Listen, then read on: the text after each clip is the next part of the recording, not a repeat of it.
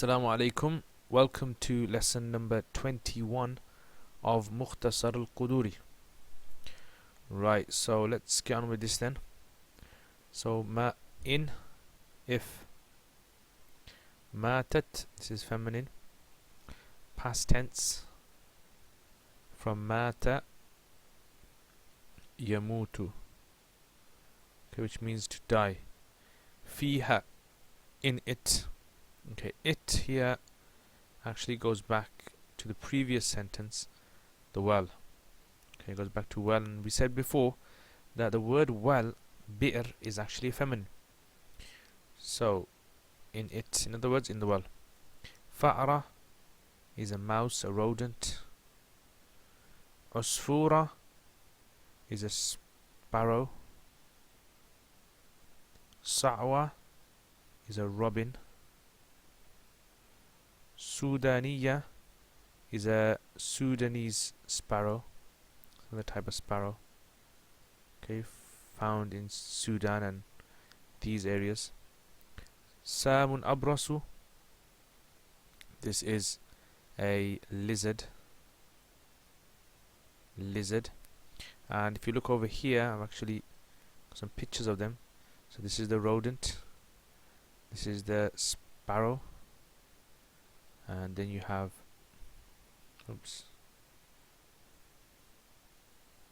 sparrow. This is the Sudanese sparrow, the other sparrow. This is the robin, and this is a lizard. Okay, so these are the animals that I mentioned. Right, so let's get back over here. Nuziha, this word came before, it means to remove, and it's majhul, passive, okay, to be removed. Minha, from it, again, it goes back to well. Ma baina, what is between, okay, baina means between. Ishrin means 20. Dalu means bucket.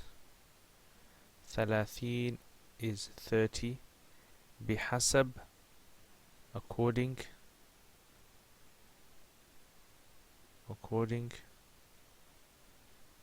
Kibar, largeness. Dalu again means bucket. Sigar, it means smallness. Okay, so these are the explanations of the words. Now inshallah we'll look at the Arabic grammar. Okay, so this is shart. Okay, in a shartiya. Matat, this is a verb, past tense, feminine, single, and the fa'il for this is here, fa'ratun. Okay, fa'ratun is the fa'il of matat, and fiha, okay, in it actually goes back, like we said before, to the well. Okay, well, and then you have ataf here, ataf. All of these are atafs, and then all of these constitute the fa'il for matat. So, aw usfuratun, aw sa'watun, aw sudaniyatun, aw samun abrasu. Now this samun abrasu, this is in fact the mawsuf, and this is the sifa. Okay, this mawsuf and sifa, and the sifa is غير munsarif. Right, so Samun is actually the name of a lizard, is called Sam, and Abras, because it has poison in it, and Baras is the blotching of the skin. Okay, when a person's skin begins to blotch, becomes white, then this is called Baras. And Abras is something that has that disorder. So Samun, Abrasu, Sifa Mawsuf, and this is because the lizard has these white blotches on there. So this is all the fa'il of matat, and then all of this is the shart.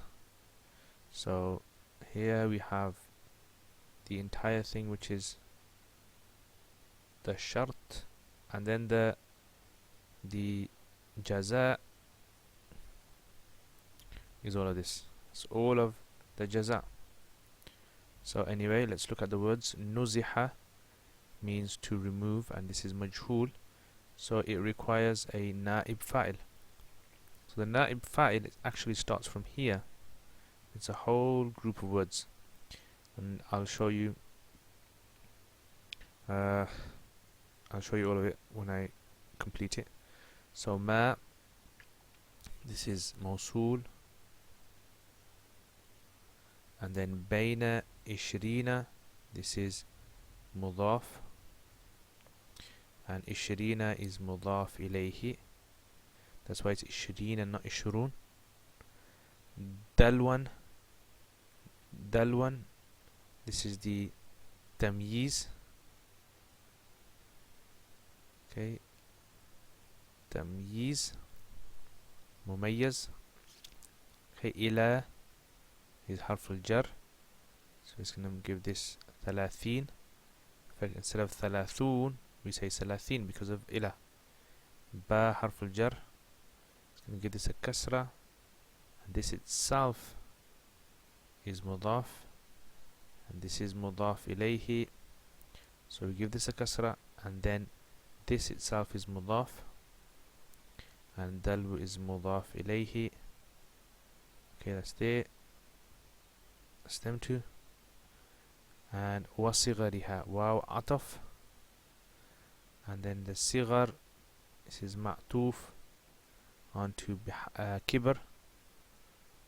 Okay, so that's also considered mudaf ilayhi, follows the vowel of kibr, and ha goes back to well, like we said earlier on. Okay, goes all the way back to well.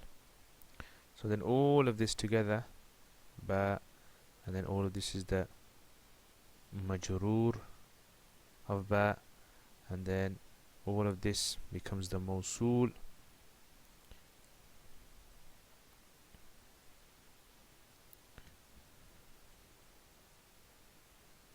Okay, all of that is the mawsul, sorry, the sila of the mawsul, and then all of that, this blue area, okay, light blue area actually is the na'ib file of nuziha. So what should be removed? All of this should be removed.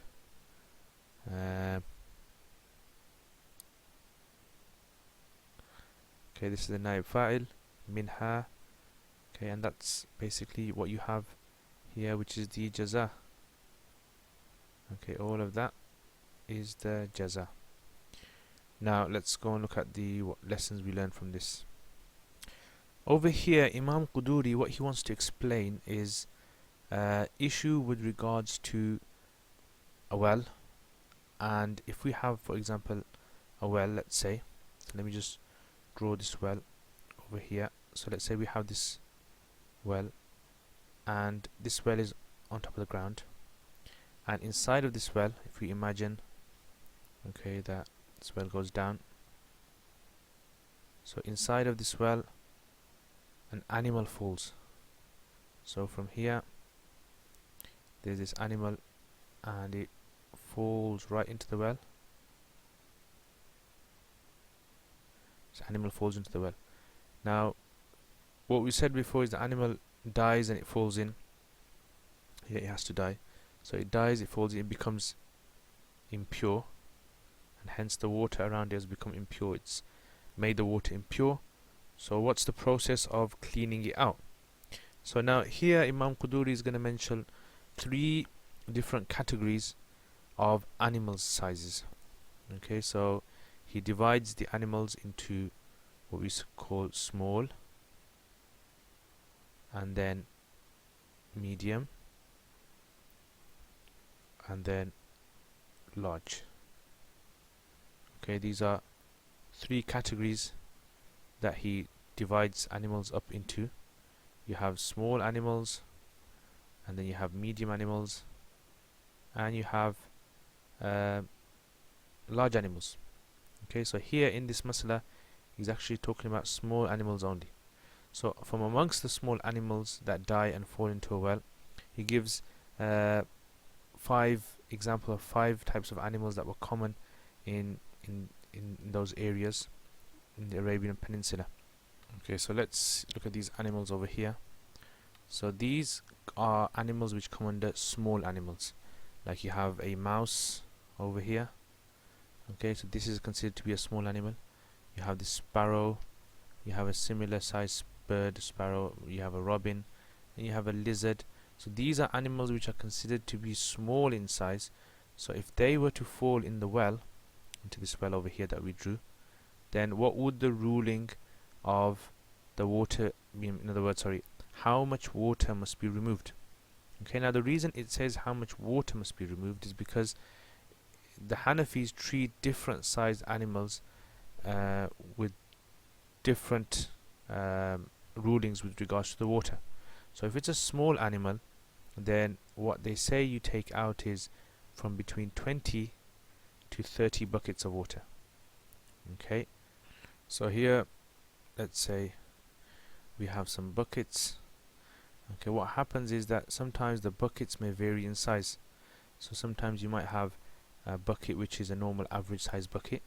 Sometimes you might have a large bucket. So what Imam Qudoori says, or what the Hanafi position is that depending on the size of the bucket, you remove different types of water. So if the bucket is a large bucket, then a large bucket contains a large volume of water, hence you only need, let's say, 20 of these. But if the bucket's small, then the same amount of water would require more buckets, so therefore let's say 30. So it all depends on the size of the bucket, and usually the size of a bucket is according to the size of the well. So he says that if a mouse or sparrow or robin or Sudanese bird or a lizard dies in the well, then between 20 to 30 buckets of water must be removed according to the largeness of the bucket and its smallness. So according to how large the bucket is and how small it is. And like I said, if the bucket is large, then there's less number of buckets that need to be taken out, and if it's a smaller bucket, then relatively you work out how much how much water that would take, and then you remove the according number of buckets. One thing that's important to remember here is this process is done after the dead animal has been removed from the well. Okay, so it's actually useless or pointless if you take out all the buckets of water from the well and the animal is still left in the well. So the animal is first of all removed from the well, and then after that these number of buckets are removed. Hope that makes sense. Jazakumullah khair.